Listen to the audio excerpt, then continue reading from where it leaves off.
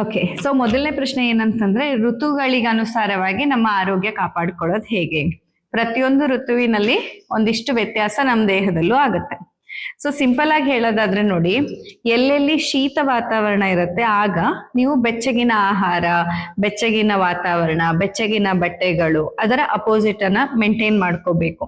ಯಾವ್ಯಾವಾಗ ಉಷ್ಣ ವಾತಾವರಣ ಬರುತ್ತೆ ಆಗ ಶೀತಲ ಆಹಾರ, ಶೀತಲ ವಿಹಾರ, ಶೀತಲವಾದಂತಹ ದಿನಚರಿಯನ್ನ ನೀವು ಇಟ್ಕೊಂಡು ಹೋಗ್ಬೇಕು. ತುಂಬಾ ಸಿಂಪಲ್ ಆಗಿ ಹೇಳೋದಾದ್ರೆ, ಇನ್ನಷ್ಟು ಸಿಂಪ್ಲಿಫೈ ಮಾಡ್ತಾ ಹೋದ್ರೆ ಅದನ್ನ, ಒಂದು ಋತುವಿನಿಂದ ಇನ್ನೊಂದು ಋತುವಿಗೆ ಬದಲಾಗುವಾಗ ನಮ್ಮ ದೇಹದಲ್ಲನ್ನ ಋತು ಸಂಧಿ ಕಾಲ ಅಂತ ಹೇಳ್ತಾರೆ. ಈಗ ನಾವೀಗ ಸದ್ಯಕ್ಕೆ ಋತು ಸಂಧಿ ಕಾಲದಲ್ಲಿ ಇದ್ದೇವೆ. ಋತು ಸಂಧಿ ಕಾಲ ಅಂದ್ರೆ ಈಗ ಬೇಸಿಗೆಯ ಕಾಲ ಮುಗಿದು ಮಳೆಗಾಲ ಶುರುವಾಗ್ತಾ ಇದೆ. ಈಗ ನಿಮ್ಗೆ ಇದು ಕ್ಲೈಮೇಟ್ ಯಾವ್ದು ಅಂತ ಕೇಳಿದ್ರೆ, ಇದು ಬಿರು ಬೇಸಿಗೆಯ ದಿನನೂ ಅಲ್ಲ, ಮಳೆಗಾಲದ ದಿನನೂ ಅಲ್ಲ.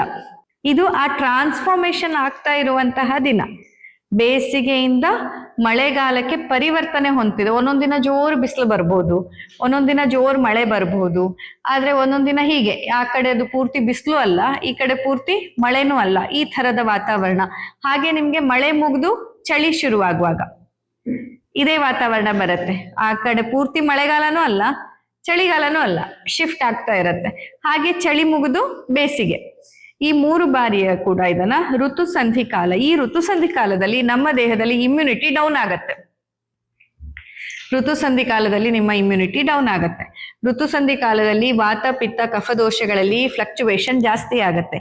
ಋತು ಸಂಧಿ ಕಾಲದಲ್ಲಿ ನಿಮ್ಮಲ್ಲಿನ ರೋಗ ಏನಿದೆ ಅದು ಉಲ್ಬಣಾವಸ್ಥೆಗೆ ಹೋಗತ್ತೆ. ಈಗ ಚರ್ಮದ ಸಮಸ್ಯೆ ಇದ್ರೆ ಚರ್ಮದ ಸಮಸ್ಯೆ ಆಗ ಹೆಚ್ಚಾಗತ್ತೆ. ಗಂಟು ನೋವುಗಳಿದ್ರೆ ಗಂಟು ನೋವು ಆವಾಗ ಜಾಸ್ತಿ. ಹೇರ್ ಫಾಲ್ ಆಗೋರು ಆಗ ಫುಲ್ ಹೇರ್ ಫಾಲ್. ನೀವು ಕೇಳಿ ನೋಡಿ ಮೇಡಮ್, ಹಿಂಗ ತೆಗೆದ್ರೆ ಬರ್ತಾನೆ ಇರತ್ತೆ ಹಿಂಗೆ. ಎಲ್ಲಿ ಎಷ್ಟು ಮುಟ್ಟಿದ್ರೂ ಬರ್ತಾ ಇರತ್ತೆ. ಹಾಗೆ ಅಂದ್ರೆ ನಿಮ್ಮಲ್ಲಿ ಏನು ದೋಷಗಳಿದೆಯೋ ಅದು ತುಂಬಾ ಜಾಸ್ತಿಯಾಗಿ ಫ್ಲಕ್ಚುವೇಶನ್ ಆಗತ್ತೆ ಋತು ಸಂಧಿ ಸಮಯದಲ್ಲಿ. ಗೊತ್ತಾಯ್ತಾ? ಸೊ ನೀವೇನ್ ಮಾಡ್ಬೇಕು, ಆ ಋತು ಸಂಧಿ ಕಾಲದಲ್ಲಿ ತುಂಬಾ ಎಕ್ಸ್ಟ್ರಾ ಕೇರ್ಫುಲ್ ಆಗಿರ್ಬೇಕು.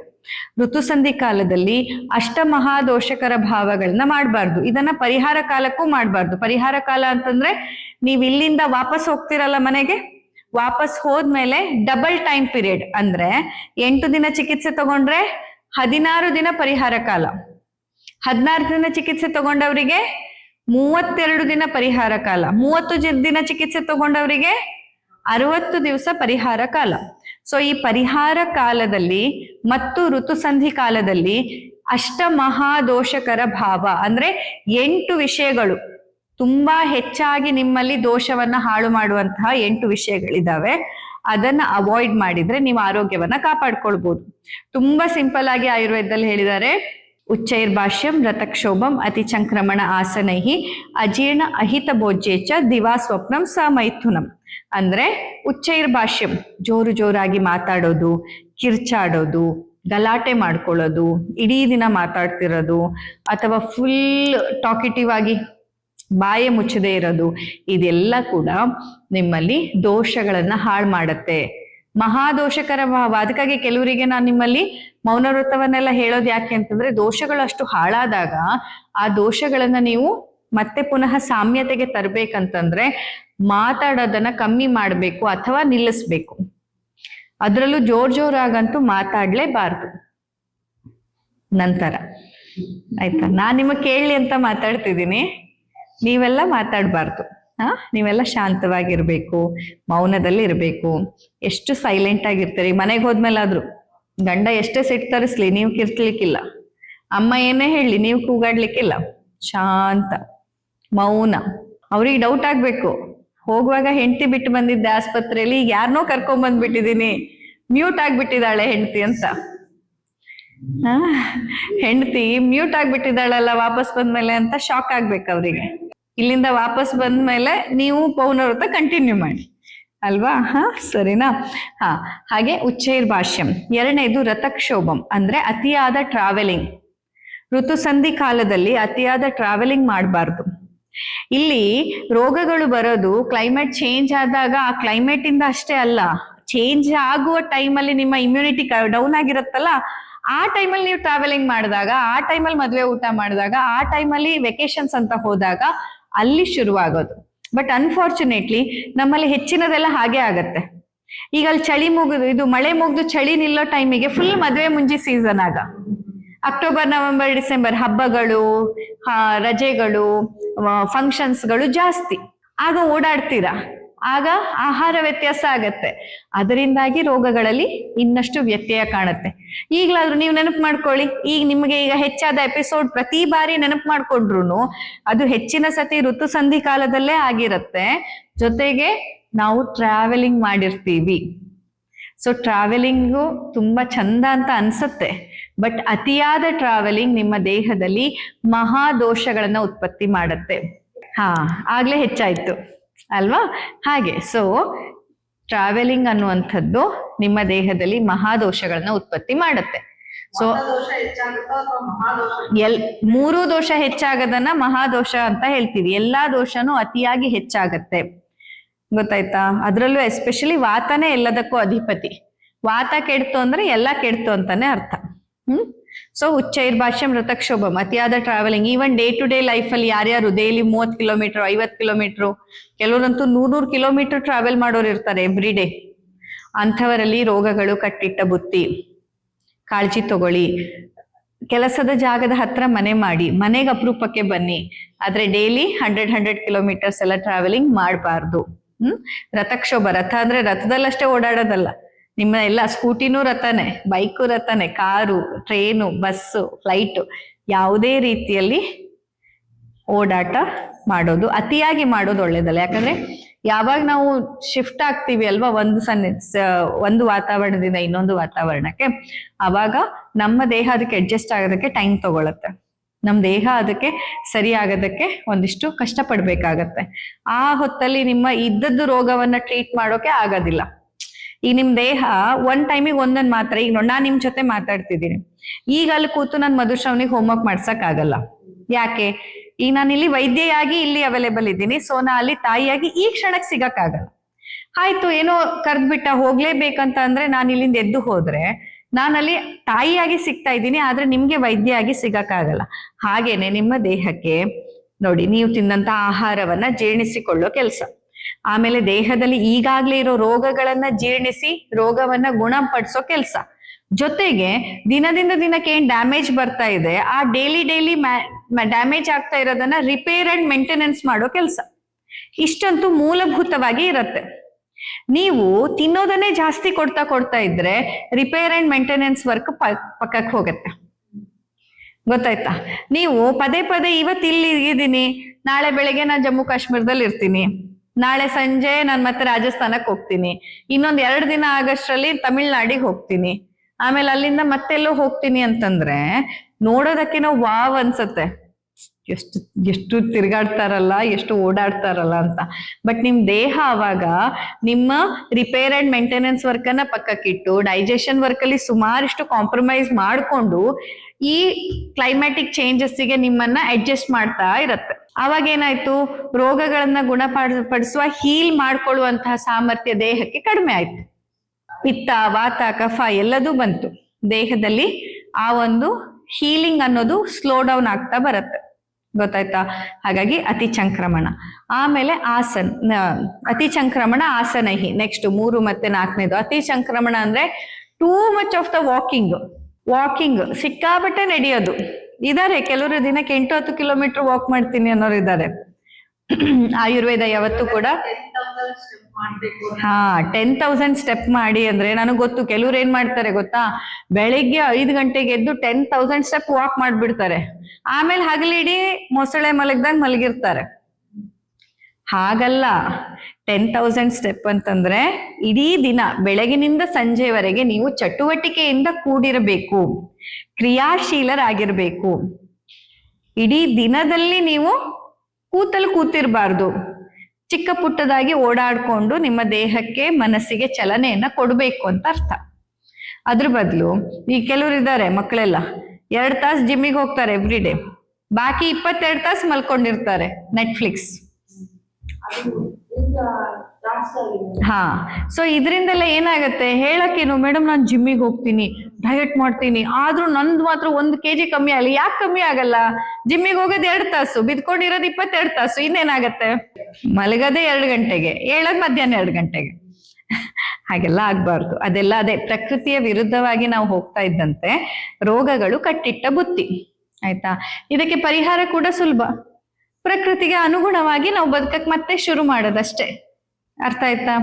ಇದನ್ನಂತೂ ಅವಾಯ್ಡ್ ಮಾಡ್ಲಿಕ್ಕೇ ಬೇಕು. ಈಗ ನೋಡಿ, ಈಗ ಇದೆಲ್ಲ ರೋಗ ಬಾರದಿದ್ದವರು ಮಾಡ್ಬೇಕಾದ ಕೆಲ್ಸ. ಇನ್ನು ಈಗಾಗ್ಲೇ ನಿಮ್ಗೆಲ್ಲ ಸಮಸ್ಯೆ ಬಂದಿದೆ ಅಂತಂದ್ರೆ ಖಂಡಿತ ಇದನ್ನ ನೀವು ಅವಾಯ್ಡ್ ಮಾಡ್ಲಿಕ್ಕೇ ಬೇಕು.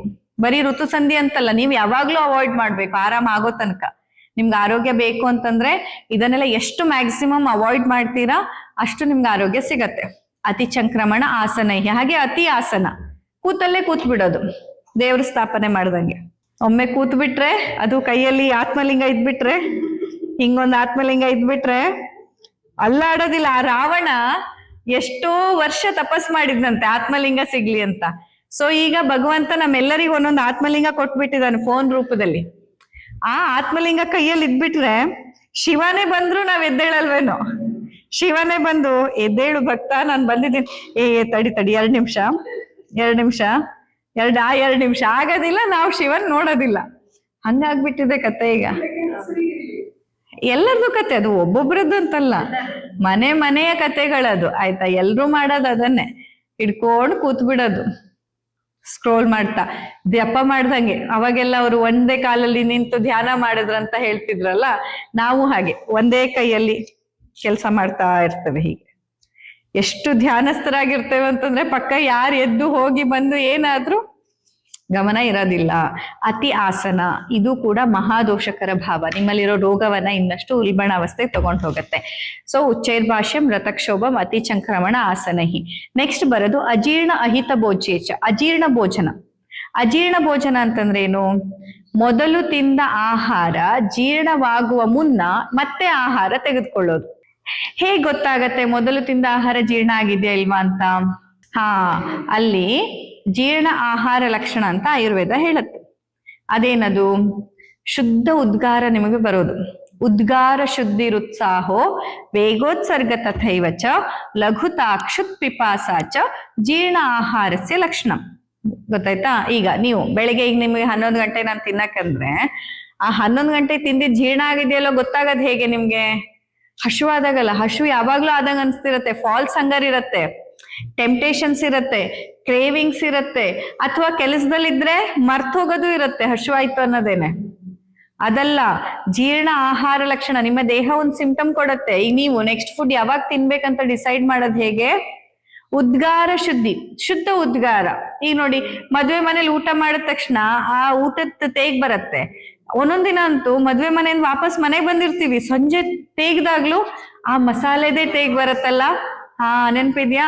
ಅದರ ಅರ್ಥ ಇನ್ನೂ ಅದು ಜೀರ್ಣ ಆಗ್ತಿದೆ, ಜೀರ್ಣ ಆಗಿ ಮುಗ್ದಿಲ್ಲ. ಆದ್ರೆ ನಾವು ಅಷ್ಟ್ರೊಳಗೆ ದಾರಿಲ್ ಬರ್ತಾನೆ ಮತ್ತೆ ಬಜ್ಜಿ ಬೋಂಡ ತಿಂದಾಗಿರತ್ತೆ. ಚಾ ಕುಡ್ಕೊಂಡು ಹೋಗಿ ಹಂಗೆ ಹೋಗ್ಬೇಡಿ ಅಂತ ಮತ್ತೆ ಚಾ ಕುಡ್ಕೊಂಡು ಸ್ನಾಕ್ಸ್ ತಿನ್ಕೊಂಡು ದಾರಿ ಮಧ್ಯೆ ಎಳ್ನೀರ್ ಕುಡ್ಕೊಂಡು, ಹೆಲ್ದಿ ಅಲ್ವಾ ಎಳ್ನೀರು, ಕುಡೀರಿ ಹೆಲ್ದಿ ಅಂತ ಹೇಳಿ ಏನೇನ್ ಲೋಡ್ ಮಾಡಿರ್ತೀರಾ. ಇನ್ನೂ ಮಧ್ಯಾಹ್ನದ ಮದ್ವೆ ಊಟ ಜೀರ್ಣ ಆಗಿಲ್ಲ, ಗ್ರೈಂಡ್ ಆಗಿಲ್ಲ, ಅದ್ರ ಮೇಲೆ ನೀವು ಎಳ್ನೀರ್ ಹಾಕಿದ್ರಿ ಹೆಂಗಾಗ್ಬೋದು ಆ ರೆಸಿಪಿ? ಆ ಮಿಕ್ಸಿ ಜಾರ್ ಅಂತ ಅಂದ್ಕೊಳ್ಳಿ. ನಿಮ್ ಹೊಟ್ಟೆನ ದೋಸೆ ಹಾಕಿದೀರಾ, ಇಡ್ಲಿ ಹಾಕಿದೀರಾ, ಅಲ್ಲಿ ಮತ್ತೆ ಮಧ್ಯಾಹ್ನದೇನು ಶಿರಾ ಕೇಸರಿ ಬಾತು ಹಾಕಿದೀರಾ, ಐಸ್ ಕ್ರೀಮು, ಮತ್ತೆ ಊಟ ಬಾಡ್ ಊಟ ಆದ್ರಂತೂ ಕೇಳೋದ್ ಬೇಡ. ಎಲ್ಲಾ ಹಾಕಿ ಮಿಕ್ಸ್ ಮಾಡಿ ಆ ರೆಸಿಪಿ ನಿಮ್ ಕೈ ಕೊಟ್ರೆ ತಿನ್ಮಕ್ ಅನ್ಸತ್ತ ನಿಮ್ಗೆ? ಅರ್ಧಂಬರ್ಧ ಎಲ್ಲ ಮಿಕ್ಸ್ ಆಗಿದೆ. ಬೆಳಗಿನಿಂದ ಸಂಜೆವರೆಗೆ ಒಂದು ದಿನ ನೀವ್ ಏನೇನ್ ತಿಂತೀರೋ, ಏನೇನ್ ಕುಡಿತೀರಾ, ಏನೇನ್ ತಿಂತೀರಾ, ಎಲ್ಲದನ್ನ ಹೀಗೆ ಹೊಟ್ಟೆಗೆ ಹಾಕುವಾಗ್ಲೇ ಅದ್ರದ್ದು ಅಷ್ಟು ಪೋರ್ಷನ್ ಅಲ್ಲ, ಸ್ವಲ್ಪವನ್ನ ಮಿಕ್ಸಿ ಜಾರಿಗೆ ಹಾಕಿ ಒಂದಿನ ಇಡಿ. ಒಂದಿನ ರಾತ್ರಿ ಆದ್ಮೇಲೆ ಒಂದ್ಸತಿ ಅದನ್ನ ಗ್ರೈಂಡ್ ಮಾಡಿ ತಿನ್ನಕ್ಕಾಗತ್ತಾ ನೋಡಿ. ಎಲ್ಲದೂ ನೀವು ತಿಂದಿರೋ ಐಟಮ್ಮೆ, ಗೊತ್ತಾಯ್ತಾ? ಎಲ್ಲ ನೀವು ತಿನ್ನೋ ಐಟಮೇ ತಾನೆ. ಬೆಳಿಗ್ಗೆ ಉದಾಹರಣೆಗೆ ಈಗ ದೋಸೆ ತಿಂತೀರಪ್ಪ, ಒಂದ್ ಅರ್ಧ ದೋಸೆ ಮಿಕ್ಸಿ ಜಾರಿಗೆ ಹಾಕಿಡಿ. ದೋಸೆಗೆ ಏನೇನ್ ಹಚ್ಕೊಂಡ್ರಿ? ಚಟ್ನಿ ಹಾಕೊಂಡ್ರಿ, ಸಾಂಬಾರ್ ಹಾಕೊಂಡ್ರಿ, ಇಲ್ಲ ಮನೇಲಿ ಇನ್ನೇನು ಚಟ್ನಿ ಪುಡಿ ಹಾಕೊಂಡ್ರೋ, ಜಾಮ್ ಹಾಕೊಂಡ್ರೆ, ಏನ್ ಹಾಕ್ತಿರೋ ಅದ್ರದ್ದು ಒಂದೊಂದು ಪೋರ್ಷನ್ ಮಿಕ್ಸಿ ಜಾರಿಗೂ ಹಾಕಿ. ಆಯ್ತಾ? ಆಮೇಲೆ ಕೆಲವ್ರು ಚಾ ಕುಡಿತೀರಾ, ಕಷಾಯ ಕುಡಿತೀರಾ, ಇನ್ನೇನ್ ಕುಡಿತೀರಾ ಅದನ್ನ ಹಾಕಿ ಅದಕ್ಕೊಂಚೂರು. ಆಮೇಲೆ ಮತ್ತೆ 10 ಗಂಟೆ ಹತ್ರ ಒಂಚೂರು ಕಚ್ಚಕ್ಕೆ ಅಂತ ಏನೋ ತಿಂತೀರಾ ಹಾಕಿ. ಅಡಿಗೆ ಮಾಡ್ತಾ ಮಧ್ಯೆ ಏನೋ ಕುಡಿತೀರಾ, ತಿಂತೀರಾ, ಸಿಕ್ಕಿದೆಲ್ಲ ಒಂಚೂರು ಬಾಯಿಗೆ ಹಾಕ್ತೀರಾ, ಅದನ್ನು ಆ ಮಿಕ್ಸಿ ಜಾರಿಗೆ ಹಾಕಿ. ಹಾಯ್ ಟೀ ಮೇಲೆ ಟೀ ಕುಡಿತಿರ್ತೀರಾ, ಅವಾಗ ನೀವು ಕುಡಿಯುವಾಗೆಲ್ಲ ಒಂದ್ ಅರ್ಧ ಕಪ್ ಟೀ ಅದಕ್ಕೂ ಹಾಕಿ, ಒಂದ್ ಚೂರ್ ಆದ್ರೂ ಹಾಕಿ ಆಯ್ತಾ. ಆಮೇಲೆ ಮಧ್ಯಾಹ್ನ ಊಟ ನೀವೇನ್ ಮಾಡ್ತೀರಾ ಅದ್ರದ್ದೊಂದ್ ಪಾಲು ಒಂದ್ ಚೂರ್ ಅದಕ್ಕೆ ಹಾಕಿ ಆಯ್ತಾ. ಎಲ್ಲ ಒಟ್ಟಿಗೆ ಸೇರಿ ಗ್ರೈಂಡ್ ಮಾಡಿ. ರಾತ್ರಿ ಊಟ ಅದನ್ನೇ ಮಾಡಿ. ಹೆಂಗಿರುತ್ತೆ? ಈಗ ಎಣಿಸ್ಕೊಂಡ್ರೆ ವಾಕರಿಕೆ ಬಂದಾಗ ಅನಿಸ್ತಿದೆ ಅಲ್ವಾ? ಇನ್ ಮತ್ತೆ ನಿಮ್ ಹೊಟ್ಟೆಲಿ ಏನಾಗತ್ತೆ? ಅಜೀರ್ಣ ಭೋಜನ ಅಂದ್ರೆ ಇದೆ. ಮೊದಲನೇದ್ ಫುಡ್ ಇನ್ನು ಪಾಪ ಜೀರ್ಣ ಆಗಿ ಅದಿನ್ನು ಹೊರಗೆ ಹೋಗಿರೋದಿಲ್ಲ, ಅಷ್ಟ್ರಲ್ಲಿ ಮತ್ತೊಂದು ಫುಡ್. ಅದ ಹೋಗ್ಲಿ ಏನೋ ಮಾಡ್ಕೊಳ್ಳೋಣ ಅಂತ ದೇಹ ಟ್ರೈ ಮಾಡೋ ಅಷ್ಟ್ರಲ್ಲಿ ಮತ್ತೆ ಫುಡ್. ಅದಕ್ಕೆ ಈಗ ಫ್ಯಾಟಿ ಲಿವರ್ ಕಂಡೀಷನ್ಸ್ ಎಲ್ಲ ಜಾಸ್ತಿ, ಯಾಕಂದ್ರೆ ಲಿವರಿಗೆ ಅಷ್ಟು ಒತ್ತಡ ಆಗ್ತಿದೆ. ಹೊಟ್ಟೆಗೆ ನೀವು ಅಷ್ಟು ಫುಡ್ ಮೇಲೆ ಫುಡ್ ಹಾಕ್ತಾ ಹೋಗ್ತಿದ್ರೆ ಎಲ್ಲಿಗೆ ಹೋಗ್ಬೇಕದು? ಅರ್ಥ ಆಯ್ತಾ? ಸೊ ಅಜೀರ್ಣ ಭೋಜನ ಮಾಡಬಾರ್ದು. ಉದ್ಗಾರ ಶುದ್ಧಿ ಉತ್ಸಾಹ, ಯಾವಾಗ ನಿಮ್ಗೆ ಹಸಿವಾಗಿದೆ ಅಂತ ಗೊತ್ತಾಗತ್ತಂದ್ರೆ ಆಕ್ಚುಲಿ ಉತ್ಸಾಹ ಬರುತ್ತೆ. ನಿಜವಾಗಿ ಮೊದಲ ಆಹಾರ ಜೀರ್ಣ ಆದ್ಮೇಲೆ ಒಂದು ಉತ್ಸಾಹ ಬರುತ್ತೆ ನಿಮ್ಗೆ.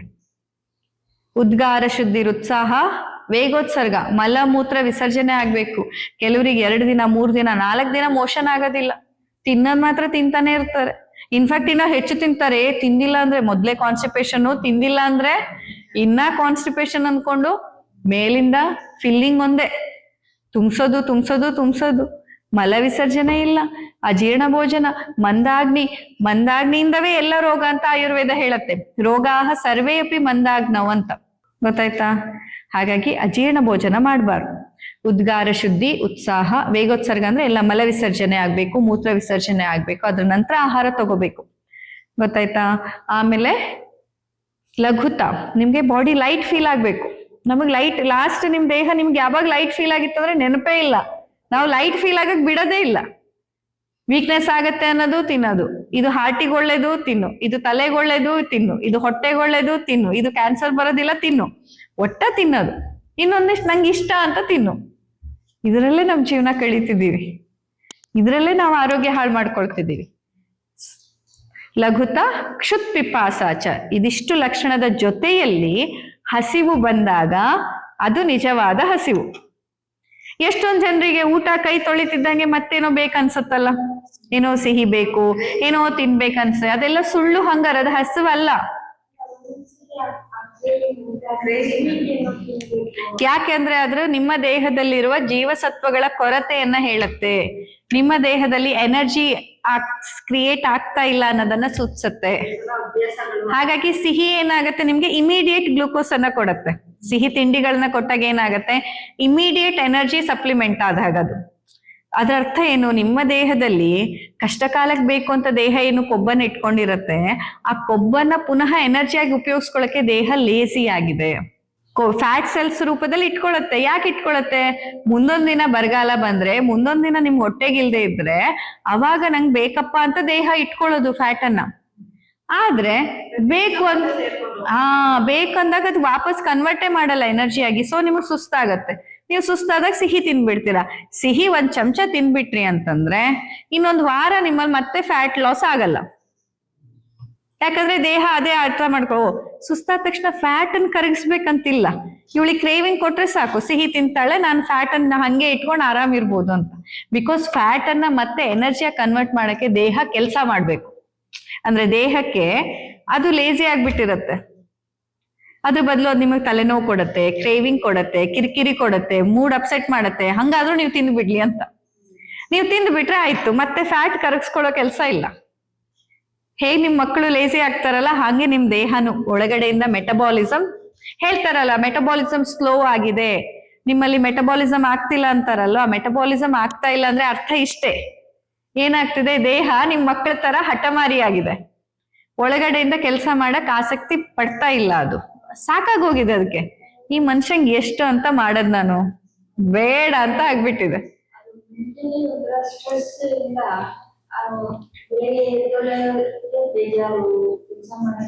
ಹಾಗೆ ಆಯ್ತಾ. ಸೊ ಅಜೀರ್ಣ ಭೋಜನ ಮಾಡಬಾರ್ದು.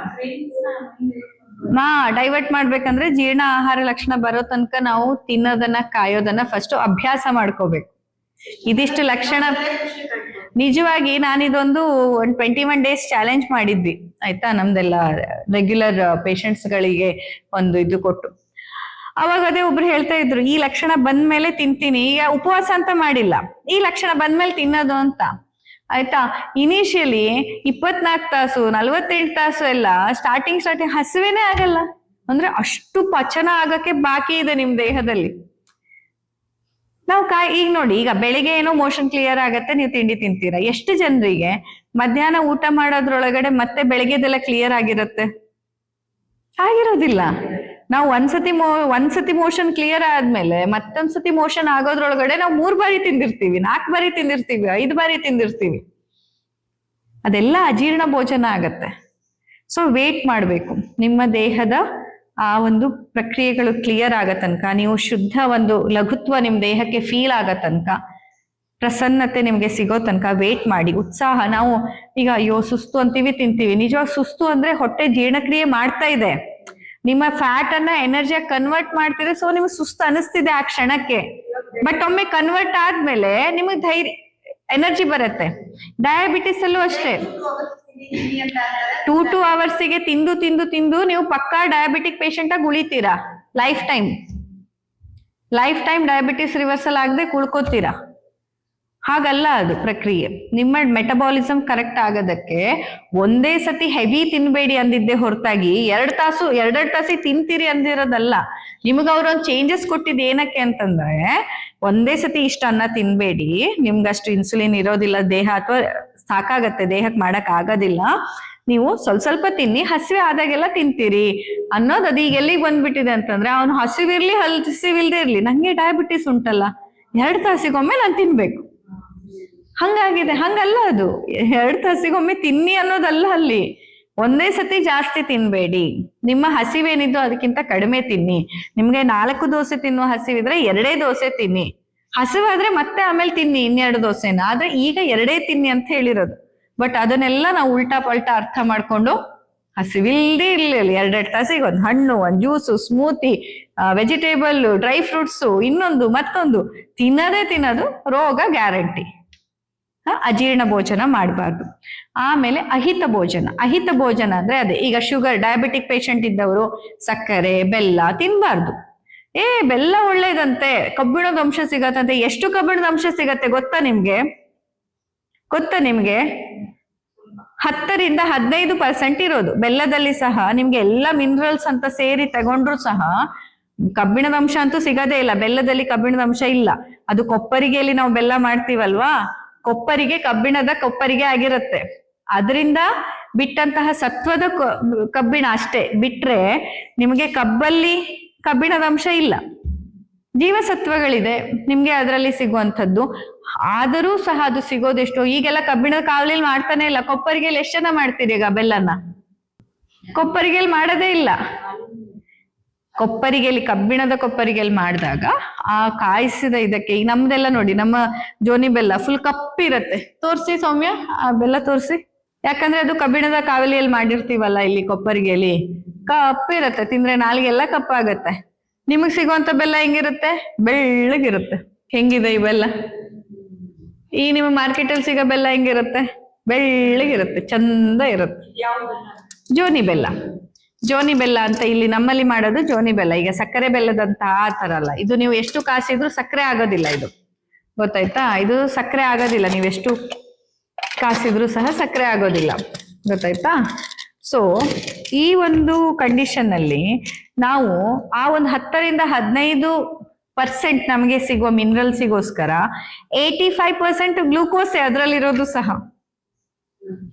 ಬೆಲ್ಲದಲ್ಲಿ ಸಹ, ಸಕ್ಕರೆಯಲ್ಲೂ ಪ್ಯೂರ್ ಗ್ಲೂಕೋಸೆ ಇರೋದು, ಬೆಲ್ಲದಲ್ಲಿ ಸಹ ಗ್ಲೂಕೋಸೆ ಇರೋದು 85%ಕ್ಕೂ ಹೆಚ್ಚು. ಒಂದು 10-15% ಟ್ರೇಸಸ್ ನಿಮ್ಗೆ ಮಿನರಲ್ಸ್ಗಳು ಸಿಗತ್ತೆ. ನೀವೇ ಯೋಚನೆ ಮಾಡಿ, ಬೆಲ್ಲ ಒಳ್ಳೇದು ಅಂತ ನಿಜಕ್ಕೂ ಒಳ್ಳೇದಂತ ತಿಂತೀರಾ, ಕ್ರೇವಿಂಗ್ ಅಂತ ತಿಂತೀರಾ? ಬಾಯಿ ರುಚಿಗೆ ತಿನ್ನೋದು. ಹೇಳ್ಕೊಡೋದೇ ಅದು ಒಳ್ಳೇದಂತೆ, ಕಬ್ಬಿಣದ ಅಂಶ ಇರತ್ತಂತೆ, ಜೀವಸತ್ವಗಳಿರತ್ತೆ ಅದರಲ್ಲಿ. ಏನಿರತ್ತೆ? 85% ಗ್ಲೂಕೋಸ್ ಅನ್ನ ಆ ಒಂದು 10-15% ಮಿನರಲ್ಸಿಗೋಸ್ಕರ ತಿಂತಿದ್ದೀರಾ ಅಂತಂದ್ರೆ ನಿಮಗ್ ನಿಜಕ್ಕೂ ಆರೋಗ್ಯ ಬೇಕಾ? ಹೇಳಿ ನನಗೆ. ಸುಮ್ನೆ ಹೇಳ್ತೀರಾ ಆರಾಮಾಗ್ಬೇಕು. ನಿಮಗ್ ಬೇಕೇ ಆಗಿಲ್ಲ ಆರೋಗ್ಯ. ಸುಮ್ನೆ ಹೇಳೋದು, ನಾಟಕ ಅದು. ಆರೋಗ್ಯ ಬೇಕು ಅಂತ ಅಳ್ತಾ ಇದ್ರೆ ಒಂದಿಷ್ಟು ಸಿಂಪತಿ ಸಿಗತ್ತೆ, ಒಂದಿಷ್ಟು ಪ್ರೀತಿ ಸಿಗತ್ತೆ. ನೋಡ್ದವ್ರೆಲ್ಲ ಅಯ್ಯೋ ಪಾಪ ಅಂತಾರೆ ಅನ್ನೋ ಸಿಂಪತಿ ನಿಮಗೆ ಬೇಕಾಗಿರೋದು, ಆರೋಗ್ಯ ಅಲ್ಲ. ನಿಜಕ್ಕೂ ಆರೋಗ್ಯ ಬೇಕಾಗಿದ್ದೇ ಹೌದಾದ್ರೆ ಆ 10-15% ಮಿನರಲ್ಸಿಗೋಸ್ಕರ 85% ಗ್ಲೂಕೋಸ್ ಯಾರೀ ತಿಂತಾರೆ? ತಿಂತೀರ ತಾನೆ? ಹ್ಞೂ ಅನ್ಕೊಂಡು ತಿನ್ನೋದು, ಬೆಲ್ಲ ಒಳ್ಳೇದು, ಬೆಲ್ಲ ಒಳ್ಳೇದು. ಅಹಿತ ಭೋಜನ. ಈಗ ಹುಳಿ, ಚರ್ಮದ ಸಮಸ್ಯೆ ಇದೆ, ಹುಳಿ ತಿನ್ಬಾರ್ದು. ಆ ಹುಳಿ ಆಗ್ಬೋದಾ? ಈ ಹುಳಿ ಆಗ್ಬೋದಾ? ಇನ್ನೊಂದು ಹುಳಿ ಒಳ್ಳೇದಲ್ಲ, ಕೋಕಂ ಒಳ್ಳೇದಂತಲ್ಲ, ಮತ್ತೊಂದು ಒಳ್ಳೇದಂತಲ್ಲ, ಏನಾದ್ರೂ ಒಟ್ಟಿನಲ್ಲಿ ಬಾಯಿ ರುಚಿ ಬೇಕು ನಮ್ಗೆ. ತಪ್ಪಲ್ಲ, ನೀವು ಆರೋಗ್ಯದಿಂದ ಇದ್ದಾಗ ಎಲ್ಲದನ್ನು ತಿನ್ನಿ, ತಪ್ಪಲ್ಲ. ಆದ್ರೆ ಒಮ್ಮೆ ಆರೋಗ್ಯ ಕಳ್ಕೊಂಡಿದ್ದೀರಾ, ಈಗಾಗ್ಲೇ ನೀವು ಸಫರ್ ಆಗ್ತಾ ಇದ್ದೀರಾ, ಅದ್ರಿಂದ ಹೊರಗೆ ಬನ್ನಿ ಅಲ್ಲ. ಆ ಸಫರಿಂಗ್ ಅಲ್ಲೇ ನೀವು ಎಂಜಾಯ್ ಮಾಡೋದು ಕಲ್ತು ಬಿಟ್ಟಿದ್ದೀರಾ ಅಲ್ಲೇ. ಅಯ್ಯೋ ನಂಗೆ ನೋವು, ಅಯ್ಯೋ ನಂಗೆ ನೋವು, ಅಯ್ಯೋ ನಂಗೆ ಹುಷಾರಿಲ್ಲ ಅನ್ನೋದು ನೀವು ಹೇಳ್ಕೊಳ್ಳೋದು ಕಷ್ಟ ಅಂತ, ಬಟ್ ನಿಮ್ಗದು ಖುಷಿ ಅನಿಸ್ತಿದೆ ಒಳಗಿಂದೊಳಗೆ. ಅಟೆನ್ಷನ್ ಸಿಗ್ತಿದೆ, ಕಾಳಜಿ ಸಿಗ್ತಿದೆ, ಎಲ್ರು ಬಂದು ಅಯ್ಯೋ ಪಾಪ ಅಂತಾರೆ. ಆ ಕಂಫರ್ಟ್ ಝೋನ್ ಅಲ್ಲಿ ಕಳೆದೋಗ್ಬಿಟ್ಟಿದ್ದೀರಾ ನೀವು. ಹೇಳದಷ್ಟೇ ಬಾಯಲ್ಲಿ, ಹೇಳದಷ್ಟೇ, ಅದು ಇಲ್ಲಿಂದ ಮೇಲೆ ಹೇಳೋದು, ಒಳಗಿಂದೊಳಗೆ ಅದ್ರಲ್ಲಿ ಕಳೆದೋಗ್ಬಿಟ್ಟಿದೆ. ಅದ್ ಹೆಂಗೆ ಅಂದ್ರೆ, ಈಗ ಡ್ರಗ್ ಅಡಿಕ್ಷನ್ ಆದಂಗೆ. ಈಗ ಡ್ರಗ್ ಅಡಿಕ್ಷನ್ ಆದವರಿಗೂ ಅಥವಾ ಸರಾಯಿ ಕುಡಿಯೋರಿಗೆ, ಇಲ್ಲಪ್ಪ, ಈಗ ನೋಡಿ ಸರಾಯಿ ಕುಡಿಯೋನು ಕೇಳಿದ್ರೆ ಬಾರಿಂದ ಹೊರಗ್ ಬಂದ್ಮೇಲೆ ಅವ್ನು ಯಾವಾಗ್ಲೂ ಆಯ್ತು ಮಚ್ಚ ಬಿಟ್ಟೆ ನಾನು, ನಾಳೆಯಿಂದ ಮುಟ್ಟಲ್ಲ ಅಂತಾನೆ ಹೇಳೋದು. ಅವನಿಗೂ ಕುಡಿಬೇಕಂತ ಇರೋದಿಲ್ಲ ಅವನು. ಇದೆಲ್ಲ ಕೆಟ್ಟದಪ್ಪ, ಹೆಂಡತಿ ಮಕ್ಕಳು ಎಲ್ಲ ಇನ್ನು ಜವಾಬ್ದಾರಿ ಜಾಸ್ತಿ ಇದೆಯಪ್ಪ, ಕುಡಿಯಲ್ಲ ಅಂತಾನೆ ಬರ್ತಾನೆ. ಕುಡ್ದ ಆದ್ಮೇಲೆ ಪ್ರತಿ ಸತಿ ಶಪಥ ಮಾಡ್ತಾನೆ ಇನ್ನು ಕುಡಿಯಲ್ಲ ಅಂತ. ಆಮೇಲೆ ಮತ್ತೆ ನೆಕ್ಸ್ಟ್ ಫ್ರೆಂಡ್ಸ್ ಸಿಕ್ಕಿದಾಗ ಅದೇ ಕತೆ, ಅದೇ ಗೋಳು, ಅದನ್ನೇ ಮಾಡೋದು. ಯಾಕೆಂತಂದ್ರೆ ಅವರಿಗೆ ಗೊತ್ತಿಲ್ಲದೆ ಅವ್ರು ಅದ್ರೊಳಗಡೆ ಕಳೆದು ಹೋಗಿರ್ತಾರೆ. ಸರಿ. ಸೊ ಅಹಿತ ಭೋಜನ ಹೀಗೆ, ಈಗ ಒಂದು ನಿಮ್ಮ ಇದಕ್ಕೆ ತಿನ್ಲೇಬಾರ್ದು ಅಂತ ಹೇಳಿರ್ತೀನಲ್ಲ, ಅದು ನಿಮಗೆ ಅಹಿತ ಭೋಜನ. ಈಗ ಶೀತ, ಪದೇ ಪದೇ ಶೀತ, ಅಲರ್ಜಿ, ಕೆಮ್ಮು, ಕಫ ಈ ತರ ಇರೋರು ಯಾವತ್ತಿದ್ರೂ ಸಹ ಹಣ್ಣುಗಳನ್ನ, ಹಣ್ಣಿನ ರಸಗಳನ್ನ, ಆಮೇಲೆ ಮಜ್ಜಿಗೆ, ಮೊಸರು, ಈ ಎಲ್ಲ ಶೀತ ವಸ್ತುಗಳನ್ನ ಕೆಲ ಸಮಯ ನಿಮ್ಮಿಂದ ದೂರ ಇಡ್ಬೇಕು. ಏನು ಮಾದ್ರೂ ಸರಿ ಅದನ್ನ ಮುಟ್ಟಕ್ ಹೋಗ್ಬಾರ್ದು. ಆವಾಗ ನಿಮ್ಮಲ್ಲಿ ಸರಿ ಆಗತ್ತೆ ಆರೋಗ್ಯ. ಅಥವಾ ಈಗ ತುಂಬಾ ಪಿತ್ತಜ ಸಮಸ್ಯೆ, ಗರಂ ಮಸಾಲೆ, ಖಾರ, ಕರಿದ ಪದಾರ್ಥ, ಹುಳಿಯ ಪದಾರ್ಥ ಒಂದಿಷ್ಟು ದಿವಸ ದೂರ ಇಡಿ. ಏನ್ ಬೇಕಾರಾಗ್ಲಿ ಅದನ್ನ ನೀವು ಮುಟ್ಬಾರ್ದು. ಈ ತರ ನಿಮ್ಮ ಪ್ರಕೃತಿ ಹಾಗೂ ವಿಕೃತಿ ಇರುವಂತಹ ಸಮಸ್ಯೆಗೆ ಅನುಗುಣವಾಗಿ ಕೆಲವೊಂದಿಷ್ಟನ್ನ ನೀವು ತ್ಯಾಗ ಮಾಡ್ಲೇಬೇಕು. ಡಯಾಬಿಟಿಸ್ ಇದೆಯಾ, ಬೆಲ್ಲ, ಸಕ್ಕರೆ, ಸಿಹಿಯಾದ ಎಲ್ಲ ಪದಾರ್ಥಗಳು, ಸಿಹಿ ತಿಂಡಿಗಳು, ಈವನ್ ಜೇನುತುಪ್ಪ ಅತಿಯಾಗಿ.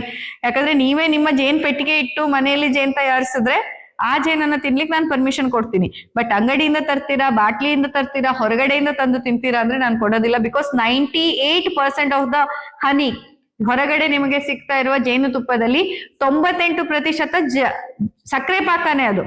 ನೀವು ಎಷ್ಟೇ ಕಾಡು ತುಪ್ಪ ಅಂತ ತನ್ನಿ, ಅದು ನಾನಂತೂ ನಂಬಲ್ಲ. ನೀವು ಪೆಟ್ಟಿಗೆ ಮಾಡ್ಕೊಂಡು ನಿಮ್ಗೆ ಅಷ್ಟು ತಿನ್ಬೇಕಂತ ಇದೆಯಾ, ಜೇನು ಕೃಷಿ ಮಾಡಿ, ಸ್ವಲ್ಪ ಕೆಲಸ ಆಗತ್ತೆ, ಏನಾಗಲ್ಲ, ಮಾಡಿ. ಜೇನು ಕೃಷಿಯನ್ನ ಮಾಡ್ಕೊಳ್ಳಿ, ಪೆಟ್ಟಿಗೆ ಇಟ್ಕೊಳ್ಳಿ, ಮನೆಯಲ್ಲೇ ಜೇನುತುಪ್ಪ ತೆಗೀರಿ, ಅದನ್ನ ನೀವು ಸ್ವಲ್ಪ ಬಳಸ್ಬೋದು. ಉಳಿದದನ್ನ ತಿನ್ಬಾರ್ದು. ಅತಿಯಾಗಿ ಮಾವಿನ ಹಣ್ಣು, ಹಲಸಿನ ಹಣ್ಣು, ಚಿಕ್ಕು ಹಣ್ಣು, ತುಂಬಾ ಜಾಸ್ತಿ ಸಿಹಿ ಇರುವ ಹಣ್ಣುಗಳನ್ನ ತಿನ್ಬಾರ್ದು ಡಯಾಬಿಟಿಸ್ ಇದ್ದವರು. ಸೊ ಇಂತಹ ಶಿಸ್ತು ಬದ್ಧತೆಯನ್ನ ನೀವು ತಂದ್ಕೊಂಡ್ರೆ ಮಾತ್ರ ಆರೋಗ್ಯ ಸಿಗತ್ತೆ. ಬರೀ ಆರೋಗ್ಯ ಬೇಕು ಬೇಕು ಅಂತ ಜಪ ಮಾಡಿದ್ರೆ ಆರೋಗ್ಯ ಸಿಗೋದಿಲ್ಲ. ಅದಕ್ಕೆ ಬೇಕಾದಂತಹ ಬದಲಾವಣೆ ನಿಮ್ಮ ವ್ಯಕ್ತಿತ್ವದಲ್ಲಿ, ನಿಮ್ಮ ದಿನಚರಿಯಲ್ಲಿ ನೀವು ಮಾಡ್ಕೊಳ್ಳಿಕ್ಕೆ ಬೇಕು. ವಾತ ಪ್ರಕೃತಿಯವರ ಎಸ್ಪೆಷಲಿ ಟ್ರಾವೆಲಿಂಗ್, ಮತ್ತೆ ಈ ಅಷ್ಟಮಹಾದೋಷಕರ ಎಲ್ಲದನ್ನ ಅವಾಯ್ಡ್ ಮಾಡ್ಬೇಕು. ಗಾಳಿಗೆ ಎಕ್ಸ್ಪೋಸ್ ಆಗೋದು, ಫ್ಯಾನ್ ಕೆಳಗೆ ಸ್ಟ್ರೇಟ್ ಆಗಿ ಫುಲ್ ಝೂ ಅಂತ ಫ್ಯಾನ್ ಹಚ್ಕೊಂಡು ಮಲಗೋದು, ಆಮೇಲೆ ತುಂಬಾನೇ ಡ್ರೈನೆಸ್ ಅವರಲ್ಲಿ ಜಾಸ್ತಿ. ಸೊ ಒಣ ಅವಲಕ್ಕಿ ತಿನ್ನೋದು, ಒಣ ಅವಲಕ್ಕಿಗಳು, ಒಣ ಪದಾರ್ಥಗಳು, ಮಂಡಕ್ಕಿ ಇಂಥದನ್ನೆಲ್ಲ ಅತಿಯಾಗಿ ಸೇವನೆ ಮಾಡೋದು ವಾತದವರಿಗೆ ಒಳ್ಳೇದಲ್ಲ. ಮತ್ತೆ ಡ್ರೈ ಫುಡ್ ಗಳನ್ನ ತಿನ್ನೋದು, ಬರೀ ಹಸಿ ತರಕಾರಿ ತಿಂತೀನಿ. ಒಬ್ರು ಬಂದಿದ್ರು ಪೇಷಂಟ್, ಮೈ ಕೈಯಲ್ಲೆಲ್ಲ ನೋವು, ಏನ್ ಮಾಡ್ರು ನೋವು, ತೂಕ ಎಷ್ಟು ಕಮ್ಮಿ ಆಗಿದೆ ಲೆಕ್ಕ ಇಲ್ಲ, ನೋವು ಮಾತ್ರ ಏನ್ ಮಾಡ್ರು ಕಮ್ಮಿ ಆಗ್ತಾ ಇಲ್ಲ. ಪೇನ್ ಕಿಲ್ಲರ್ ತಗೊಂಡ್ರು ಪೇನ್ ಕಮ್ಮಿ ಆಗ್ತಾ ಇಲ್ಲ. ಯಾಕಂತಂದ್ರೆ ಯಾರೋ ಅವ್ರೊಬ್ರಿಗೆ ಹೇಳಿದ್ರು, ನಿಮ್ಗೆ ಗಂಟು ನೋವು ಕಮ್ಮಿ ಆಗ್ಬೇಕಂದ್ರೆ ಹಸಿ ತರಕಾರಿ ತಿನ್ನಿ ಅಂತ.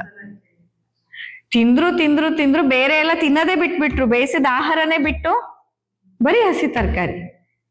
ಅತಿ ಸರ್ವತ್ರ ವರ್ಜಯೇತ್ ಅನ್ನೋದು ಅದಕ್ಕೇನೆ. ಅದೇನಾಯ್ತು, ವಾತದೋಷ ಎಷ್ಟು ಎಗ್ರಿವೇಟ್ ಆಯ್ತಂತಂದ್ರೆ ಪೇನ್ ಕಿಲ್ಲರ್ ತಿಂದ್ರು ಪೇನ್ ಕಮ್ಮಿ ಆಗಲ್ಲ, ಆ ಸ್ಥಿತಿ ಬಂತು. ಅವಾಗ ಫಸ್ಟ್ ಹೇಳಿದ್ದು, ನೀವು ಹಸಿ ತರಕಾರಿ ನಿಲ್ಸಿ, ಎಲ್ಲ ಬೇಯಿಸಿದ ಆಹಾರ ತಗೊಳ್ಳಿ, ಸೂಪ್ ತಗೊಳ್ಳಿ, ನಿಮ್ಮ ರೆಗ್ಯುಲರ್ ಫುಡ್ ತಗೊಳ್ಳಿ, ಅದನ್ನ ಕಮ್ಮಿ ಮಾಡ್ತಾ ಬನ್ನಿ. ಅದರಲ್ಲಿ ಕೆಲವೊಂದಿಷ್ಟು ಬದಲಾವಣೆ ಮಾಡ್ಕೊಳ್ತಾ ಬನ್ನಿ ಹಾಗೆ. ಸೊ ವಾತದಲ್ಲಿರೋರು ತುಂಬಾ ಜಾಸ್ತಿಯಾಗಿ ಡ್ರೈ ಫುಡ್ ತಿನ್ನೋದಿರ್ಬೋದು, ಮತ್ತೆ ಹಸಿ ತರಕಾರಿ ತಿನ್ನೋದಾಗಿರ್ಬೋದು, ಗಾಳಿಗೆ ತಣ್ಣೀರ್ ಸ್ನಾನ. ಎಷ್ಟೊಂದ್ ಜನ ತಣ್ಣೀರ್ ಸ್ನಾನ ಒಳ್ಳೇದಂತ ಮಾಡ್ತಾರೆ, ಅಲ್ಲ. ಮೈ ಸ್ನಾನಕ್ಕೆ ಯಾವತ್ತಿದ್ರೂ ಬಿಸಿ ನೀರಿನ ಸ್ನಾನವೇ. ಇನ್ನು ತುಂಬಾ ಬೇಸಿಗೆಯಲ್ಲಿ ಸ್ವಲ್ಪ ಬೆಚ್ಚಗಿನ ನೀರು, ತುಂಬಾ ಚಳಿಗಾಲದಲ್ಲಿ ಸ್ವಲ್ಪ ಬಿಸಿ ನೀರು, ಹಾಗೆ ನೀವು ಬದಲಾವಣೆ ಮಾಡ್ಕೊಳ್ಬಹುದೇ ಹೊರತಾಗಿ ಸ್ನಾನಕ್ಕೆ ಯಾವತ್ತಿದ್ರೂ ಬಿಸಿ ನೀರನ್ನೇ ಬಳಸ್ಬೇಕು. ತಣ್ಣೀರ್ ಸ್ನಾನ ಒಳ್ಳೇದಲ್ಲ. ತಲೆ ಸ್ನಾನಕ್ಕೆ ಯಾವತ್ತು ಬಿಸಿ ನೀರು ಹಾಕಬಾರ್ದು, ಬೆಚ್ಚಗಿನ ನೀರನ್ನೇ ಬಳಸ್ಬೇಕು. ಎಲ್ಲಾ ಋತುವಿನಲ್ಲಿಯೂ ತಲೆ ಸ್ನಾನಕ್ಕೆ ಬೆಚ್ಚಗಿನ ನೀರು ಮಾತ್ರ ಬಳಸ್ಬೇಕು. ಅದ್ರ ಬದಲಾಗಿ ಈಗಾಗ್ಲೇ ದೇಹದಲ್ಲಿ ವಾತದೋಷ ಇದೆ, ಈಗಾಗ್ಲೇ ಗಂಟುಗಳಲ್ಲಿ ನೋವಿದೆ, ದಿನಾ ಬೆಳಗಾದ್ರೆ ತಣ್ಣೀರ್ ಸ್ನಾನ ಮಾಡ್ತೀನಿ ಅಂದ್ರೆ ಆ ನೋವು ಜಾಸ್ತಿ ಆಗತ್ತೆ, ಮಾಡ್ಬಾರ್ದು. ಸೊ ಇಂಥ ಕೆಲವು ಪ್ರಿಕಾಷನ್ಸ್ ಅನ್ನ ತಗೋಬೇಕು. ಇನ್ನು ಪಿತ್ತದವರೆಲ್ಲ ಈಗಾಗ್ಲೇ ಹೇಳಿದಾಗೆ ತುಂಬಾ ಖಾರ, ಗರಂ ಮಸಾಲೆ, ಹುಳಿ ಪದಾರ್ಥಗಳು, ಹಾಗೆ ಇನ್ನೊಂದು ತುಂಬಾ ಇಂಪಾರ್ಟೆಂಟ್ ನೀವು ತಿನ್ಲೇಬಾರ್ದಂತದ್ದು ಅಂದ್ರೆ ಸ್ಟ್ರೆಸ್. ಎಷ್ಟು ನೀವು ಸ್ಟ್ರೆಸ್ ತಿಂತೀರಾ ಅಷ್ಟು ನಿಮ್ ಪಿತ್ತ ಹೆಚ್ಚಾಗತ್ತೆ. ಹೇಳ್ತಾರೆ ನೋಡ್ರಿ, ಜೋರು ಜಗಳಾಟದಲ್ಲಿದ್ದಾಗ ಪಿತ್ತ ನೆತ್ತಿಗೆ ಇರ್ತ ಮರಯ್ಯ ಅಂತ ಕೇಳಲ್ವಾ? ಕೇಳ್ತಾರೆ ತಾನೆ? ಯಾಕೆ ಹೇಳಿ? ಪಿತ್ತ ಅನ್ನುವಂಥದ್ದು ಕೇವಲ ನಿಮ್ಮ ದೇಹದಲ್ಲಿ ನೀವೇನ್ ತಿಂತೀರಾ ಅನ್ನೋ ಫುಡ್ ಅಷ್ಟೇ ಅಲ್ಲ, ನಿಮ್ಮ ಯೋಚನೆ, ಪ್ರತಿಯೊಂದು ಯೋಚನೆ ಕೂಡ ನಿಮ್ಮ ಪಿತ್ತವನ್ನ ಹೆಚ್ಚು ಅಥವಾ ಕಮ್ಮಿ ಮಾಡುತ್ತೆ. ಖಂಡಿತ ವಾತ ಜಾಸ್ತಿ ಆಗತ್ತೆ, ಬಟ್ ಎಸ್ಪೆಷಲಿ ಡಿಸ್ಟರ್ಬ್ ಆಗೋದು ನಿಮ್ಮ ಡೈಜೆಷನ್. ಅದಕ್ಕೆ ಹೇಳೋದು, ನೀವು ಏನು ಬೇರೆ ತಿನ್ನೋಲ್ಲ ಒಂಚೂರು ಹೆಚ್ಚು ಕಮ್ಮಿ ಆದ್ರೂ ನಡೆಯುತ್ತೆ. ಸ್ಟ್ರೆಸ್ ತಿಂದ್ರ ನಿಮ್ಮನ್ನ ಯಾವ ದೇವರು ಕಾಪಾಡಕ್ಕಾಗಲ್ಲ. ಸೊ ದಯವಿಟ್ಟು ಸ್ಟ್ರೆಸ್ ಮ್ಯಾನೇಜ್ಮೆಂಟ್ ಅನ್ನು ಮಾಡೋದು ಕಲೀರಿ. ಮರ್ತು ಬಿಡಿ, ಆಗಿದ್ದಾಗೋಯ್ತು, ಈಗೇನ್ ಮಾಡ್ಬೇಕು, ಈಗ ಖುಷಿಯಿಂದ ಇರ್ಬೇಕು, ಈಗ ಸಮಾಧಾನದಿಂದ ಇರ್ಬೇಕು. ಆದ್ರೂ ಕಳ್ಕೊಬಿಟ್ರ ಮತ್ತೆ ವಾಪಸ್ ರೀಸ್ಟಾರ್ಟ್. ಇರ್ಲಿ, ಒಂದ್ಸತಿ ಸಿಟ್ಟು ಬಂದೋಯ್ತಾ ಹೋಗ್ಲಿ, ಇನ್ ಸಮಾಧಾನದಲ್ಲಿ ಇರ್ತೀವಿ. ಒಂದ್ಸತಿ ಭಯ ಆಯ್ತಾ ಹೋಗ್ಲಿ, ಮತ್ತೆ ಈಗ ಧೈರ್ಯದಲ್ಲಿ ಇರ್ತೀನಿ. ಹೀಗೆ ಆ ಪ್ರೆಸೆಂಟ್ ಮೂಮೆಂಟ್ ಅಲ್ಲಿ ಇರೋದನ್ನ ಕಲಿಯಕ್ಕೆ ಸ್ಟಾರ್ಟ್ ಮಾಡ್ಬೇಕು ನೀವು. ಪಿತ್ತ ಮ್ಯಾನೇಜ್ ಆಗತ್ತೆ. ಜೊತೆ ಸ್ಟ್ರೆಸ್ ತಿನ್ಲಿಕ್ಕಿಲ್ಲ, ಗೊತ್ತಾಯ್ತಲ್ಲ? ಆಮೇಲೆ ಕಫ ಪ್ರಕೃತಿಯಲ್ಲಿ ತುಂಬಾ ಕಫ ಆಗ್ತಿದೆ, ಅಲರ್ಜಿ ಆಗ್ತಿದೆ, ಕೆಮ್ಮು, ಶೀತ, ಉಸಿರಾಟದ ಸಮಸ್ಯೆ, ದೇಹ ತೂಕ ಜಾಸ್ತಿ ಆಗ್ತಿದೆ, ಎಲ್ಲ ಕಫಜ ಇನ್ವಾಲ್ವ್ಮೆಂಟ್ ಇಂದ ಬರೋದು. ಅವ್ರೇನ್ ಮಾಡ್ಬೇಕು? ಪ್ರತಿನಿತ್ಯ ವ್ಯಾಯಾಮ ಮಾಡ್ಬೇಕು.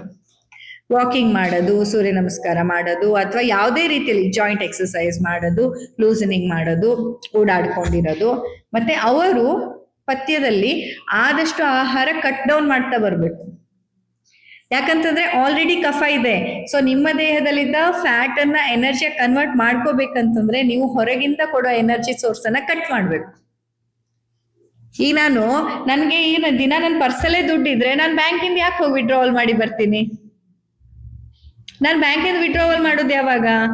ಗೂಗಲ್ ಪೇ ವರ್ಕ್ ಆಗ್ತಿಲ್ಲ, ಪರ್ಸಲ್ಲಿ ದುಡ್ಡು ಖಾಲಿ ಆಗಿದೆ ಅಂದಾಗ ಮಾತ್ರ ತಾನೆ ಬ್ಯಾಂಕಿಗೆ ಹೋಗೋದು. ಸೊ ನಿಮ್ಮ ದೇಹದಲ್ಲಿರುವ ಕಫ ದೋಷ, ಆ ಅಲರ್ಜಿ ಇರ್ಬೋದು, ಅತಿಯಾದ ತೂಕ ಇರ್ಬೋದು, ಕಫಜ ಡಿಸ್ಪೋಸಿಷನ್ ಏನಿದೆ ಅದು ಯುಟಿಲೈಸ್ ಆಗೋದು ಯಾವಾಗ? ಹೊರಗಡೆಯಿಂದ ನೀವು ಆಹಾರ ಕೊಡೋದನ್ನ ಕಮ್ಮಿ ಮಾಡಿದ್ರೆ ಮಾತ್ರ. ಹೊರಗಡೆಯಿಂದ ಆಹಾರವನ್ನ ನೀವು ಕಮ್ಮಿ ಮಾಡಿದ್ರೆ ಮಾತ್ರ ಒಳಗಡೆ ಇರುವ ದೋಷಗಳು ಪಚನ ಆಗತ್ತೆ. ಆ ದೋಷಗಳು ಪಚನ ಆಗಿ ನಿಮ್ಮ ದೇಹಕ್ಕೆ ಆರೋಗ್ಯ ಸಿಗತ್ತೆ. ಸೊ ಕಫಜದವರು ಆಕ್ಟಿವಿಟಿ ಚೆನ್ನಾಗಿರ್ಬೇಕು, ವ್ಯಾಯಾಮ ಪ್ರತಿನಿತ್ಯ ಮಾಡ್ಬೇಕು, ಬಿಸಿ ನೀರು, ಬಿಸಿ ಪದಾರ್ಥ, ಬಿಸಿದು ನೀವು ಜಾಸ್ತಿ ತಗೊಳ್ಬೇಕು. ಬಿಸಿದು ಎಷ್ಟು ತಗೊಳ್ತೀರ? ಈಗ ಸ್ಟೀಮು ಎವ್ರಿ ಡೇ ನೀವು ತಗೊಳ್ಬಹುದು, ಬಿಸಿ ನೀರು ಸ್ನಾನ ಮಾಡೋದಾಗಿರ್ಬೋದು, ನಿಮ್ಮನ್ನ ನೀವು ಬೆಚ್ಚಗೆ ಇಟ್ಕೊಳ್ಳೋದಾಗಿರ್ಬೋದು, ತಣ್ಣೀರಲ್ಲಿ ಜಾಸ್ತಿ ನಿಮ್ಮ ಕೈಕಾಲನ್ನ ಜಾಸ್ತಿ ಹಾಕಿಟ್ಕೊಳ್ಳದೆ ಇರೋದಾಗಿರ್ಬೋದು. ಇದೆಲ್ಲ ಪ್ರಕ್ರಿಯೆಗಳು ನಿಮ್ಮಲ್ಲಿ ಕಫವನ್ನ ತೆಗಿಲಿಕ್ಕೆ, ಕಫದೋಷವನ್ನ ಮ್ಯಾನೇಜ್ ಮಾಡ್ಲಿಕ್ಕೆ ಸಹಾಯ ಮಾಡುತ್ತೆ. ಗೊತ್ತಾಯ್ತಾ? ಹಾಗೆ ಇದ್ರಲ್ಲಿ ನಾವೆಲ್ಲಿ ಇದ್ವಿ? ಈಗ ಅಷ್ಟಮಹಾದೋಷಕರ ಭಾವದಲ್ಲಿ ಎರಡು ಮಿಕ್ಸಪ್ ಇದ್ದಾಗ ಪಿತ್ತ ಕಫಜ ಕಂಡೀಷನ್ಸ್ ಅಲ್ಲಿ ಏನು ಅಂದ್ರೆ, ಪಿತ್ತಕ್ಕೆ ಉರಿ, ಕಫಕ್ಕೆ ಶೀತ. ಈ ಉರಿ ಶೀತ ಅಂತಾರಲ್ಲ ಕೆಲವರೆಲ್ಲ, ಅವಾಗ ಏನಂತಂದ್ರೆ ಅವಾಗ ನೀವು ತ್ರಿದೋಷ ಬ್ಯಾಲೆನ್ಸ್ ಮಾಡ್ಕೋಬೇಕು. ವಾತವನ್ನು ಬ್ಯಾಲೆನ್ಸ್ ಮಾಡ್ಬೇಕು, ಪಿತ್ತವನ್ನು ಬ್ಯಾಲೆನ್ಸ್ ಮಾಡ್ಬೇಕು, ಕಫವನ್ನು ಮಾಡ್ಬೇಕು. ಹೇಗೆ? ಆಗ ಉಗುರು ಬೆಚ್ಚಗಿನ ನೀರನ್ನ ಕುಡಿಯೋದು, ತುಂಬಾ ಬಿಸಿದು ಕುಡಿದೇ ಇರೋದು, ಆದ್ರೆ ಬಿಸಿ ಕುಡಿಯೋದು. ಆಯ್ತಾ? ಗರಂ ಮಸಾಲೆ ತಿನ್ನದೇ ಇರೋದು. ಎನಿವೇ ನೀವು ಉಪ್ಪು, ಹುಳಿ, ಖಾರ, ಗರಂ ಮಸಾಲೆ ಅಥವಾ ಫ್ರೈಡ್ ಐಟಮ್ಸ್ ಅನ್ನ ಅವಾಯ್ಡ್ ಮಾಡೋದ್ರಿಂದ ಕಫ ಏನ್ ಹೆಚ್ಚಾಗಲ್ಲ. ಗೊತ್ತಾಯ್ತಾ? ಈಗ ಪಿತ್ತಕ್ಕೆ ಏನೇನ್ ನಾನು ಪ್ರಿಕಾಷನ್ಸ್ ಹೇಳಿದ್ದೆ ಅದೆಲ್ಲ ಫಾಲೋ ಮಾಡಿ ಅದರ ಜೊತೆಗೆ ವಾತದ ಇದು ಕಫಜ ಪ್ರಿಕಾಷನ್ಸ್ ತಗೊಂಡ್ರೆ ಸಾಕು. ಅರ್ಥ ಆಯ್ತಲ್ವಾ? ಸೊ ಈ ರೀತಿಯಾಗಿ ಅಷ್ಟಮಹಾದೋಷಕರ ಭಾವದಲ್ಲಿ ಉಚ್ಚೈರ್ಭಾಷ್ಯಂ ವ್ರತಕ್ಷೋಭಂ ಅತಿಚಂಕ್ರಮಣ ಆಸನೈಹಿ ಅಜೀರ್ಣ ಅಹಿತ ಭೋಜ್ಯಚ್ಚ ದಿವಾ ಸ್ವಪ್ನ. ಹಗಲು ನಿದ್ದೆ ಎಷ್ಟು ದೊಡ್ಡ ವೈರಿ ಇನ್ನೊಂದಿಲ್ಲ. ಆದ್ರೆ ಯಾರಿಗ್ ಪರ್ಮಿಷನ್ ಇದೆ? ವೃದ್ಧರಿಗೆ, 70 ವರ್ಷ ಮೇಲ್ಪಟ್ಟವರಿಗೆ ಹಗಲಿದ್ದೆ ಮಾಡ್ಬೋದು. ಮಕ್ಕಳಿಗೆ, ಇನ್ಫ್ಯಾಂಟ್ಸ್ ಅಂತ ಏನ್ ಹೇಳ್ತೀವಲ್ಲ, ಮೊದಲ 18 ತಿಂಗಳು, ಫಸ್ಟ್ ಈ 1.5 ವರ್ಷ 2 ವರ್ಷ ತನಕ ಮಕ್ಕಳು ಮಾಡ್ಬೋದು. ಬಟ್ ನಾವು ನೀವೆಲ್ಲ ಮಾಡ್ಬಾರ್ದು. ಇನ್ನು ರೋಗಿಗಳು, ಆವಾಗ ರಾತ್ರಿ ನಿದ್ದೆ ಮಾಡದೆ ಇದ್ದವ್ರು ಹಗಲ್ ನಿದ್ದೆ ಮಾಡ್ಕೊಂಡ್ರೆ ರಾತ್ರಿ ಪಕ್ಕ ನಿದ್ದೆ ಬರಲ್ಲ. ಹಗಲ್ ನಿದ್ದೆ ಮಾಡೋದೇ ರೂಢಿ ಆಗ್ಬಿಡತ್ತೆ. ಆಗ ನೀವು ಹಗಲು ಕಂಟ್ರೋಲ್ ಮಾಡ್ಕೊಂಡಿದ್ರೆ ರಾತ್ರಿ ಸುಸ್ತಾಗಿ ಆದ್ರೂ ನಿದ್ದೆ ಬರುತ್ತೆ. ನಾವು ರಾತ್ರಿ ನಿದ್ದೆ ಬರಲ್ಲ ಅನ್ನೋದು ಹಗಲ್ ರೆಸ್ಟ್ ಮಾಡೋದು, ರಾತ್ರಿ ನಿದ್ದೆ ಬರಲ್ಲ ಅನ್ನೋದು ಹಗಲಿಡೀ ರೆಸ್ಟ್ ತಗೊಳ್ಳೋದು. ಸೊ ರೆಸ್ಟ್ ಆಗಿ ದೇಹ ಆರಾಮದಲ್ಲಿರತ್ತೆ, ನಡೆದ್ ಬಿಡತ್ತೆ. ಅದಕ್ಕೆ ಹಂಗ್ ಕೊಡ್ಬಾರ್ದು. ಹಗಲಿಗೆ ನಿಮ್ಮ ಕರ್ತವ್ಯಗಳನ್ನ ನಿಭಾಯಿಸಿ ಕೆಲಸವನ್ನ ಮುಂದುವರಿಸಿ. ಒಂದಿನ ನಿದ್ದೆ ಬಂದ್ರೂ ಹಗಲಿಗೆ ಮಾಡಕ್ ಹೋಗ್ಬೇಡಿ. ರಾತ್ರಿಗೆ ನಿದ್ದೆ ಬರೋದಕ್ಕೆ ಬೇಕಾದ ಚಿಕಿತ್ಸೆ ಔಷಧಿಗಳೆಲ್ಲ ಆಗ್ತಿದ್ದಂತೆ ಸರಿ ಆಗತ್ತೆ. ಮತ್ತೆ ಅದೇ ಮೇನ್, ನಿದ್ದೆ ಬಾರದೇ ಇರ್ಲಿಕ್ಕೆ ನಮ್ಮ ತಲೆ ಒಳಗೆ ಕಂಟಿನ್ಯೂ ದಿನಚರಿ ನಡೀತಾನೇ ಇರುತ್ತೆ. ನೀವೀಗ ಕಣ್ಮುಚ್ಚಿ ಮಲಗಿದ್ರು ನಿಮ್ಮ ಇಂದ್ರಿಯಗಳು ಮಲಗಿರೋದಿಲ್ಲ, ನಿಮ್ಮ ಯೋಚನೆಗಳು ಮಲಗಿರೋದಿಲ್ಲ. ಇಲ್ಲ ಹಳೆ ಎಲ್ಲ ಘಟನೆಗಳು, ಮುಂದೆ ಬರೋ ಎಲ್ಲ ದಿನಗಳನ್ನ ಅದು ನೀವು ಕಣ್ಣಲ್ಲಿ ಮೂವಿ ನೋಡ್ದಂಗೆ ಕಂಟಿನ್ಯೂ ಮೂವಿ ತರ ನಿಮ್ಮ ತಲೆಯಲ್ಲಿ ಓಡ್ತಾ ಇರುತ್ತೆ. ಅಷ್ಟು ವೇಗವಾಗಿ ಓಡ್ತಾ ಇರೋ ಮನಸ್ಸಲ್ಲಿ ನಿದ್ದೆ ಬರೋದು ಕಷ್ಟ. ಬಂದ್ರೂ ಡೀಪ್ ಸ್ಲೀಪ್ ಬಂದಿರೋದಿಲ್ಲ. ಗೊತ್ತಾಯ್ತಾ? ಸೊ ಅಲ್ಲಿ ಮನಸ್ಸನ್ನು ನಿಧಾನಕ್ಕೆ ತಾಳ್ಮೆಯಿಂದ ತಣ್ಣಗಾಗಿಸ್ತಾ ಬರೋದೇ ಮದ್ದು. ಎಷ್ಟು ಆ ಮನಸ್ಸಿನ ಓಡ್ತಾ ಇರತ್ತಲ್ಲ ಮೂವಿ ಒಳಗಡೆಯಿಂದ, ಅದನ್ನೆಲ್ಲ ಸ್ಲೋ ಡೌನ್ ಮಾಡ್ತಾ ಬರ್ಬೇಕು. ಆ ಮೂವಿ ವೇಗವನ್ನ ನಿಲ್ಲಿಸ್ಬೇಕು. ಸ್ಲೋ ಮೋಷನ್ ಅಲ್ಲಿ ಮೂವಿ ನೋಡ್ತಾ ಬರ್ಬೇಕು. ನೋಡ್ತಾ ನೋಡ್ತಾ ನೋಡ್ತಾ ನೋಡ್ತಾ ಅದನ್ನ ಮನಸ್ಸಿನ ಓಟವನ್ನ ನಿಲ್ಲಿಸಿದ್ರೆ ದೇಹ ಶಾಂತವಾಗಿ ನಿದ್ದೆ ಮಾಡಕ್ಕಾಗತ್ತೆ. ಸರಿನಾ? ಇಷ್ಟ ಆದ್ಮೇಲೆ ದಿವಾ ಸ್ವಪ್ನ ಸಮೈಥುನ, ಅತಿಯಾದಂತಹ ದೈಹಿಕವಾದಂತಹ ಕ್ರಿಯೆಗಳು. ಸೊ ಇದಿಷ್ಟು ವಿಷಯಗಳು ಮಹಾದೋಷಕರ ಭಾವ. ಇದನ್ನ ಋತುಸಂಧಿಯ ಕಾಲದಲ್ಲಿ ಮಾಡಬಾರ್ದು. ಜೊತೆಗೆ ಈಗ ಟ್ರೀಟ್ಮೆಂಟ್ ಮುಗಿಸಿ ಮನೆಗೆ ಹೋದ್ಮೇಲೆ ಸಹ ಮಾಡಬಾರ್ದು.